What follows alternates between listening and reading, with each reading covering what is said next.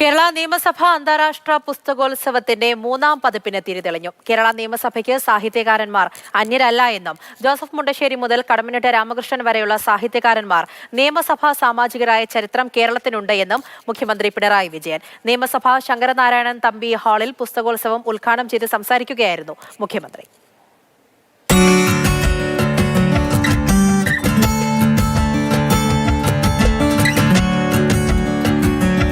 ഇന്നു മുതൽ 13 വരെ നിയമസഭാ സമുച്ചയം അക്ഷരാർത്ഥത്തിൽ ഗ്രന്ഥപുരയായി മാറും. അക്ഷരപ്രേമികൾക്ക് മുൻപിൽ അനുഭവങ്ങളുടെയും ഭാവനകളുടെയും പുതുജാലകം തുറക്കും.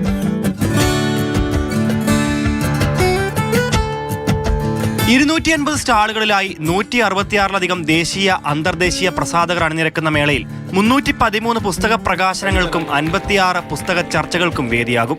കേരള നിയമസഭയ്ക്ക് സാഹിത്യ പ്രതിഭകൾ ഒരിക്കലും അന്യമായിരുന്നിട്ടില്ല.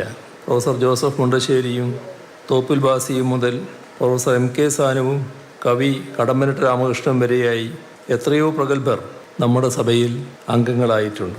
വിവിധ വിഭാഗങ്ങളിൽ രാഷ്ട്രീയം, കല, സാഹിത്യം, സിനിമാ മേഖലകളിൽ നിന്നുള്ളവർ പുസ്തകപ്രേമികളുമായി സംവദിക്കും.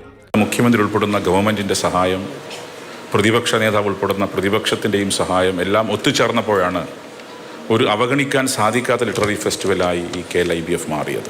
മലയാള സർഗാത്മക സാഹിത്യത്തിന് സംഭാവന നൽകിയ M. മുകുന്ദന് മുഖ്യമന്ത്രി നിയമസഭാ അവാർഡ് സമ്മാനിച്ചു.